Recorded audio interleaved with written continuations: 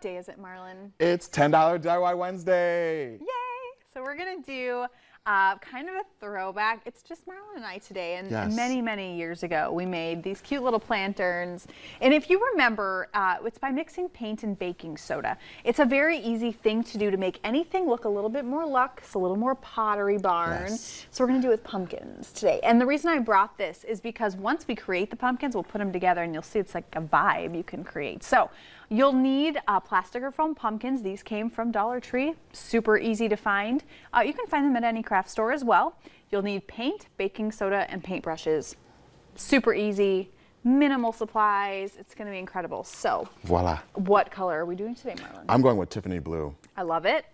So here, I'm going to give you the green. Perfect. One just little pro tip is I always pick, if you're going to do different colors, pick a color pumpkin that's remotely close to it. That way, if it shows through a little bit, it's not going to be absolutely terrible. And because we don't have an orange necessarily, I'm going to go with kind of a grayish. We're going to do a grayish today. Okay.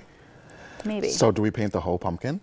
Yeah, Okay. but wait, before you do, Yes. baking soda. Oh, so Yes. put the baking soda in the paint? Correct. Okay. That's what's going to give it the grittiness. And Oh. I know this seems kind of weird, but you're actually going to need a lot of paint. Okay. So we're going to do just a whole bunch of paint. We have a lot of new paint ones open. I did get some of this at Dollar Tree, some of this at Hobby Lobby. So again, you literally can anywhere. Those just happen to be the stores I stopped at because that's where I was that day. Oh, it creates a texture. Yeah. Michael's usually has some great pumpkins. Yeah. If you're looking at finding maybe something different, maybe you want to do a little skull, you can get that at Dollar Tree, but also Joann Fabrics usually has Yes. some just really cool kinds of stuff. So would recommend that. My mom loves Joann. She's like a seamstress sometimes for like Mm-hmm. my sister. Favorite store. I love it. Yeah, I mean, gosh, their floral is just, it's so fun. Like I adore it. And we talked about scrapbook paper before. I Yes. also use floral. I use fabric for everything too. You can also frame fabric. You can do so much with fabric. Love that. I've seen people create headboards out of fabric. So I've seen pillows, you know, like the blanket pillows. yes, Like with the teams on it, like you can have like a Green Bay Packer Mm-hmm. and like it's like a velvety kind of feel. I love that. So there's a lot you can do if you open your mind to things where it's like, yeah, maybe, you know, we didn't do this with this particular material before. Like, who would have thought of adding baking soda to a pumpkin? But Real. we did.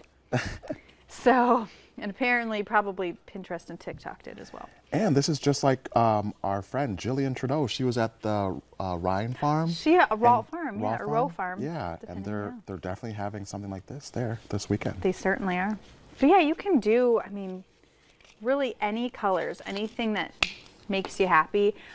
We've talked about this a little bit before, but when you're doing something like this, maybe pick colors that are within the scheme of your house already. Yes. Because then all you're doing is you're just constantly adding to your decor. And then, you know, if you're making spring items in the same color scheme and then you do fall items in the same color scheme in winter, you don't always have to entirely redecorate every time it's a new season. You know, you've got a lot of things that carry over. You know why I chose the Tiffany blue? Why? Because it is going to match my welcome sign that you made. Oh my gosh. So we're going to get double use out of this. I love it. Yes. So with this, because the pumpkins are plastic, which means they don't have a ton of texture on them, the paint doesn't stick incredibly well, and that's fine. I mean, we're kind of going for a rustic look here, so that's totally fine. You could also do multiple layers if you wanted to do that, just to make it look a little bit more fun, or you can let the original color of the pumpkin show through. That's one of the reasons that, you know, mentioned kind of do something in the light color Yes. for your pumpkin. That way you've got multiple things. And I love these brushes because they get right in the crevices of the pumpkin as well. These are so easy to find. You can find them anywhere. They're just the cheap foam brushes. But one of the nice things, this baking soda and paint concoction that we've created, you can put it on anything. If you put it on vases, it makes them look more expensive, like actual pottery. You can put them on picture frames. You can even, I've seen people paint full canvases with this and just do like a shade of vanilla and a shade of beige. They're very, very close, but they're not the same. So it comes out looking very neutral in a very kind of mod vibe. John would be proud of us Which right is now. cool. Oh, yay, he would. Also, you know, typical pottery colors, if you're thinking of like a very sagey green, Yes. a beige, I'm doing dark gray, and that's kind of more of a concrete color. Okay, I think I want to add a smidge of gold. Oh, interesting. Go Yes. for Can I it. get that plate, please? Absolutely. Perfect. Kind of make it a little interesting. Yeah. Now, if you do a full layer of this gray, it can definitely look like concrete. So great for a planter. You know, concrete pumpkins would actually be very, very trendy Most definitely. right now. So these are for indoor use. That is important to mention. Don't put these outside. They will definitely wash off. We definitely have to do a carving segment Oh my gosh. coming up with the I love Halloween that. season. We should. I do love to carve a good pumpkin.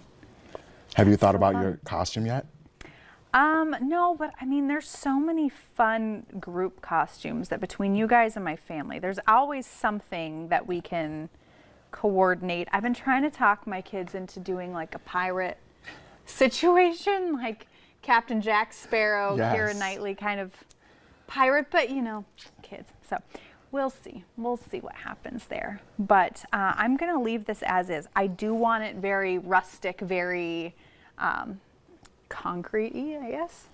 And I'm actually going to set that right Perfect. over here. I'm gonna set mine down too. Mine's like kind of cool. So really, this is all about being creative, kind of creating your aesthetic. In this case, we're doing a little bit of a modern farmhouse situation. You know, if you're going to do this color, this really bright blue, mixed with that a peach, beige would look really nice. It'll bring out the brightness in the blue, but also tone it down a little bit. So typically, look at a color wheel, pair colors together. If that's not your strength, go on Pinterest, search color palettes, and it will give you Yes. groupings. So it's really easy to just take that to a store, buy the paints in that color, and you have a whole aesthetic. Right? I love it. Love that. But stay tuned because we're gonna give you your daily dose of motivation up next.